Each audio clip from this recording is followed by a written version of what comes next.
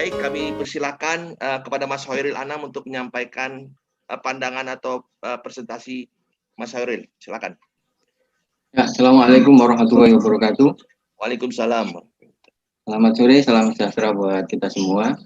Saya langsung akan meneruskan apa yang sudah banyak tadi disampaikan oleh Mbak Lisa sama Mas Ulil. Izin share screen ya, Pak Moderator. Silakan.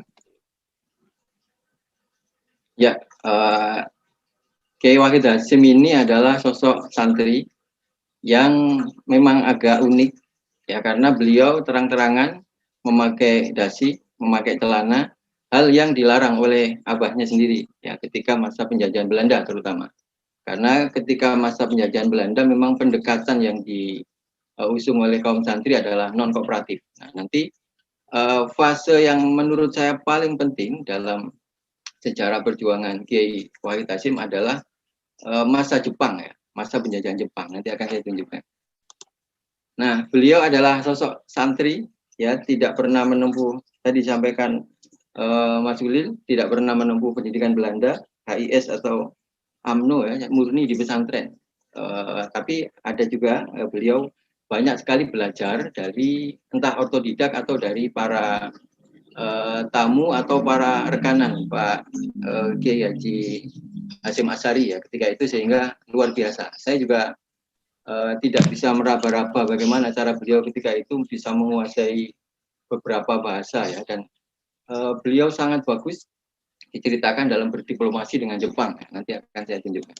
Nah, ini yang saya tadi bilang, fase paling penting dalam sejarah perjuangan Kiai Wahid Hasyim itu adalah fase singkat ya, 3,5 tahun penjajahan Jepang. Yang pertama, beliau berhasil berdiplomasi dengan Jepang ketika itu menerbitkan majalah Suara Muslimin. Ya, tapi sebelumnya saya belum melacak ya, tapi berdasarkan sumber dari Pak Lukman Hakim ya, Lukman Hakim LH itu, beliau menyatakan bahwa sebelumnya Pak Wahid Hasyim sempat berbisnis dengan Jepang. Bisnisnya tak tanggung-tanggung, bisnis kapal.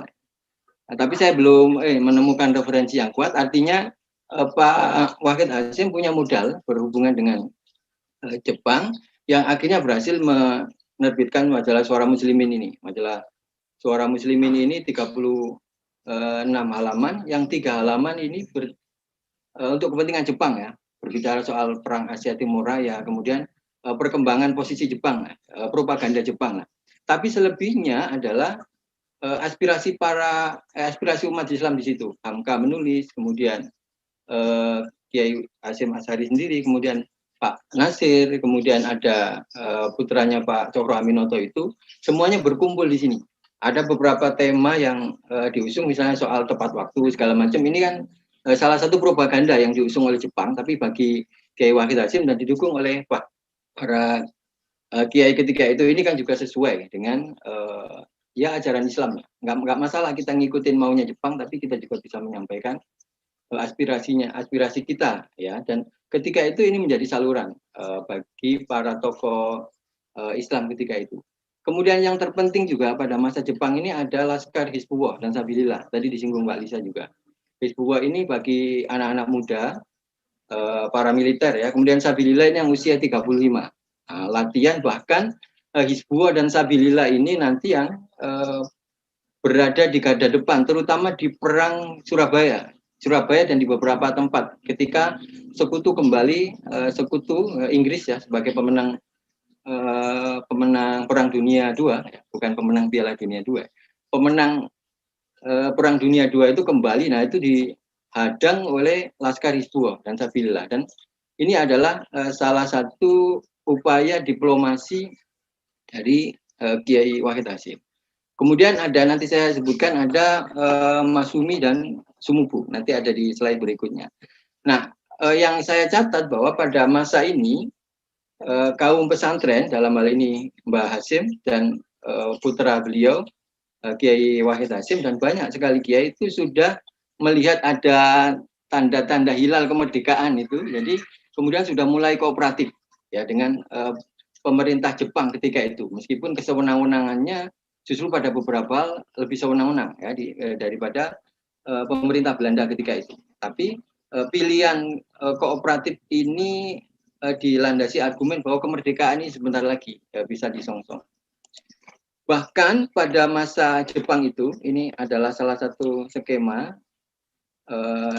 di bagian disertasi saya ya, terkait dengan Kementerian Agama.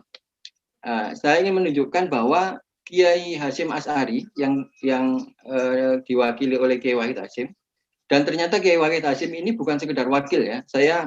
Dugaan saya di awal itu salah besar. Saya mengira Kiai Wahid Hasyim itu awalnya hanya seorang Gus ya yang mengikuti apa kata ayahandanya. Tapi ternyata tidak. Inisiatif Kiai Wahid Hasyim itu justru malah banyak sekali, terutama dalam hal berdiplomasi dengan Jepang. Nah, saya ingin menunjukkan bahwa pada masa Jepang inilah dan kuncinya ada di Kiai Wahid Hasyim, kekuatan Islam ketika itu menyatu di Kiai Hasyim Asy'ari. Jadi Jepang ketika itu mau tidak mau harus bekerja sama dengan NU dan Muhammadiyah yang kooperatif ya. Organisasi-organisasi Islam yang tidak kooperatif otomatis ditinggalkan sama pemerintah Jepang.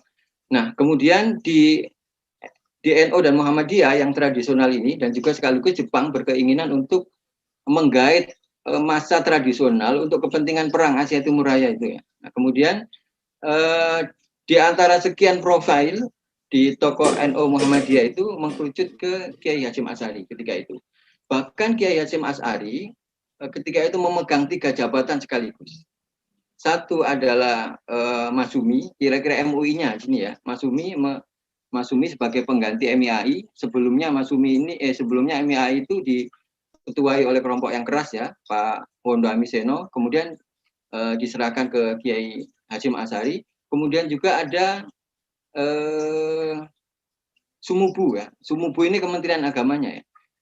Sumubu ini Kementerian Agamanya. Jadi Pak Hasyim ini Kiai Hasyim Asy'ari yang diwakili oleh Pak Wahid Hasyim ini memimpin NU dan Muhammadiyah otomatis ya sebagai organisasi Islam yang kooperatif, kemudian memimpin Masumi, MUI ya kira-kira sekarang, dan Kementerian Agama sekaligus. 3 hal ini mengkerucut ke Kiai Hasyim Asy'ari. Dan pada saat yang sama, Kiai Hasyim Asy'ari itu juga bersama Bung Karno ya diangkat oleh Jepang sebagai penasihat Indonesia utama. Nah, artinya kalau ada buku sejarah yang tidak mencantumkan Kiai Hasyim Asy'ari di dalam sejarah perjuangan Indonesia itu sangat ngenes ya.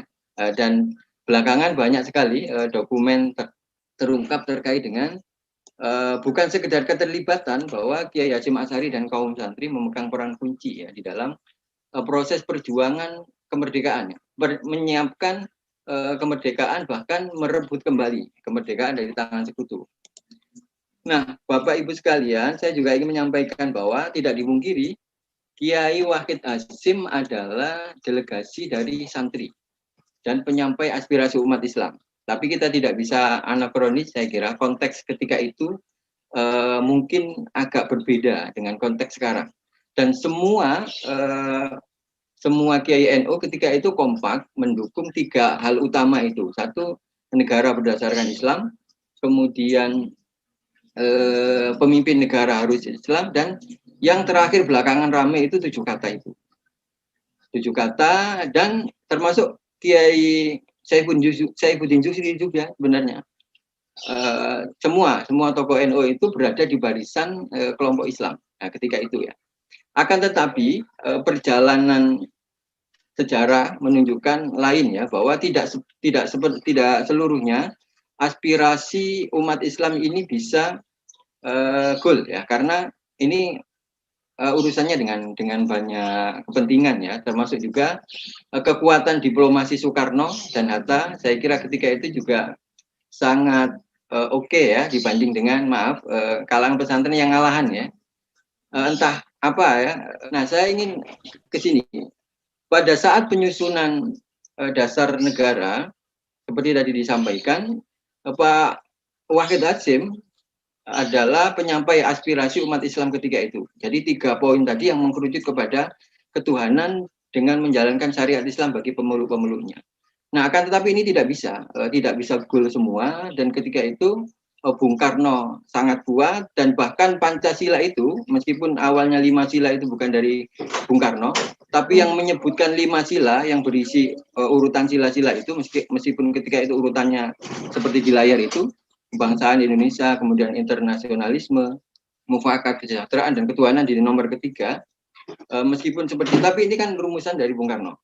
Nah, akan tetapi meskipun gagal secara sebagian para santri ini menyampaikan aspirasinya, akan tetapi Kiai Wahid Hasyim tidak mutung lah ya, segera move on dan segera memasukkan ide-idenya. Oke, kita setuju 5 sila ini, tapi urutannya harus pas ya. Jadi urutan dari Bung Karno ini disebut oleh Pak Wahid Hasyim tidak belum bisa disebut sebagai belum disebut sebagai kalam tam, bahkan tidak disebut sebagai kalimat yang sempurna. Bahkan tidak bisa dianggap sebagai kaulan sakila ya istilahnya ya. Urutannya nggak pas. Nah, Pak Wahid Hasyim lah yang kemudian, ini menurut Pak Munim DZ ya, dalam buku Piagam Kebangsaan itu, Pak Wahid Hasyim lah yang kemudian merumuskan ini urutannya. Dari mulai ketuhanan, kemudian kemanusiaan, persatuan, permusyawaratan, baru keadilan. Ini Pak Wahid Hasyim yang mengurutkan. Meskipun nanti di bagian ketuhanan yang Maha Esa saya tidak yakin. Ini kalimat dari Pak Wahid Hasyim. Tapi yang urutan-urutan ini saya cenderung yakin bahwa ini adalah perjuangan Pak Wahid Hasyim. Nah, berikutnya dalam Piagam Jakarta. Ya, Piagam Jakarta itu kalau kita baca beberapa referensi dan di buku biografi Pak Wahid Hasyim juga yang dikumpulkan oleh Pak Abu Bakar Aceh itu, Piagam Jakarta ini selalu identik dengan Pak Wahid Hasyim. Ya karena yang praktis bertahan di dalam hampir semua sidang-sidang penting itu Pak Wahid Hasyim selalu ada di situ. Sehingga ketika ngomong ketuhanan dengan menjalankan syariat Islam bagi pemeluk-pemeluknya, itu selalu identik ke Pak Wahid Hasyim. Nah, meskipun di dalam perjalanannya banyak ya terjadi simpang siur ya, apakah benar ketika itu ada ancaman dari timur akan mengeluarkan diri dari NKRI sebagaimana disampaikan Hatta. Juga Bung Karno berhasil membujuk kalangan Islam ketika itu bahwa ini kan sementara ya, nanti ada lagi gitu ya. Dan seterusnya akhirnya Pancasila dengan 5 sila itu disepakati dan sampai sekarang. Bahkan pada masa setelah Pak Wahid Hasyim wafat itu sebenarnya dari kalangan NU sendiri ingin mengajukan kembali ya Piagam Jakarta itu, meskipun pada masa putranya Pak Wahid Hasyim, pada masa Gus Dur itu perdebatan sudah dihentikan di Munas Alim Ulama Situbondo ya tahun 83 itu membahas tentang hubungan antara Islam dengan Pancasila udah final ya. Jadi keluarlah kalimat Pancasila adalah final. Tidak bisa dibahas lagi, kalimat dari Mbah Lim ya konon ini. Nah, Pak Wahid Hasyim itu berada di dalam konteks fikih siasa NU. Ya ini nanti saya perlu menyampaikan karena ini berbeda dengan apa yang dipahami oleh kelompok Islam sekarang. Jadi di NU itu antara lain ini konsep fikihnya itu ada istilah tauliyah. Ya. Tauliyah itu semacam pendelegasian wewenang dari pimpinan utama kepada para petugas. Dalam dulu itu para kodi-kodi yang kemudian menjadi sumuka itu ya, yang kemudian nanti menjelma menjadi Kementerian Agama. Nah, ketika tauliyah ini bisa dilaksanakan, artinya beberapa aspek ajaran agama Islam yang harus melibatkan pemerintah itu sudah terlaksana, maka itu sudah cukup dikatakan sebagai negara Islam. Bahkan ini ada satu dokumen penting yang saya kira teman-teman NU pasti tahu dokumen ini. Sebelum masa kemerdekaan tahun 1936 itu ada rumusan dalam Muktamar NU Muktamar NU di Banjarmasin ya. Muktamar NU di Banjarmasin itu mempertanyakan ketika itu apakah Hindia Belanda ini sah disebut sebagai Darul Islam. Darul Islam di sini bukan negara Islam artinya, tapi wilayah Islam. Nah, pertanyaan ini menjadi penting ketika itu bagi masyarakat NU dan saya kira Pak Wahid Hasyim berada di dalam konteks fikih yang seperti ini. mengapa pertanyaan ini penting? Karena ini pertama terkait dengan soal kewalian ya, pernikahan dan macam-macamnya. Kemudian yang penting lagi soal penetapan awal bulan Ramadan dan Syawal, awal bulan Ramadan, akhir bulan Ramadan atau Syawal dan Dzulhijjah terutama. Maka kemudian dikutip antara lain ini teks dalam kitab Bughyatul Mustashidin, ini adalah logika sederhana dari para GNO ketika itu, ya misalnya gini, saya bacakan, kullu mahalin qadara muslimun sakinun bihi alal imtina imnal harbiyina fi zamanin minal azman yasiru daru islamin tajri alaihi akamu fi dzalika zaman wa ma ba'dahu wa inin qata imtina'ul muslimina bi istila'il kufari alaihim wa man'ihim min dukhulihi wa ikhrajihim minhu fa khina idin fatasmiyatuhu daru harbin suratan lahumman fa ulima anna ad-batawi Jawa daru Islam listila'il muslimina alaiha sabiqan qabla al-kufar, bahwa Hindia Belanda saja yang ketika itu belum merdeka, belum ada Indonesia, itu saja sudah bisa disebut sebagai Darul Islam dalam pengertian wilayah Islam.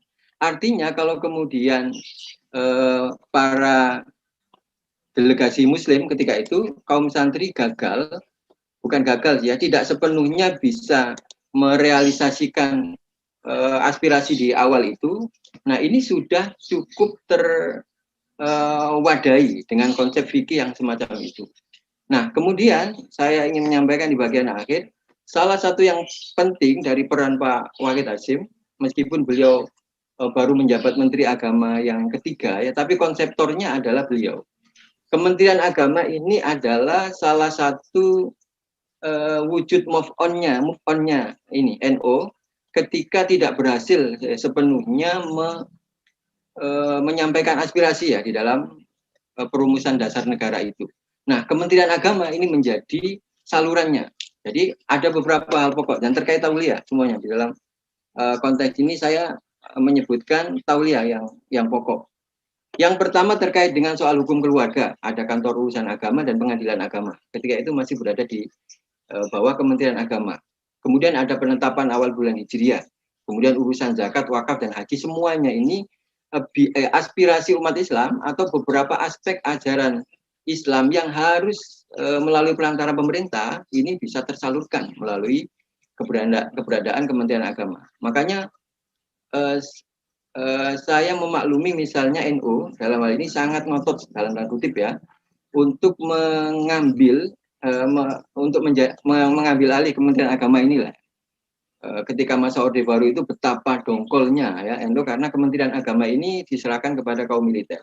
Karena bagi NU Kementerian Agama ini saluran bagi umat Islam menurut logika fikih yang tadi disampaikan awal untuk menjalankan beberapa aspek ajaran agama Islam. Nah, selain soal tauliah ini, Kiai Wahid Hasyim adalah tokoh yang menurut saya luar biasa di dunia pendidikan, di pesantren, madrasah, kemudian perguruan tinggi Islam. Ini adalah upaya Pak Wahid Hasyim. Kemudian dakwah dan penerangan agama Islam yang rahmatan lil alamin itu semua rintisannya dari Pak Kiai Wahid Hasyim.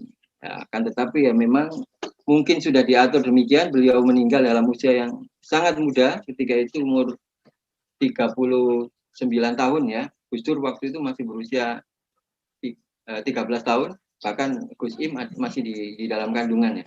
Dan kecelakaannya pun misterius ya. Kami sempat menanyakan kepada Gus Dur dan Gus Dur tidak menanggapi.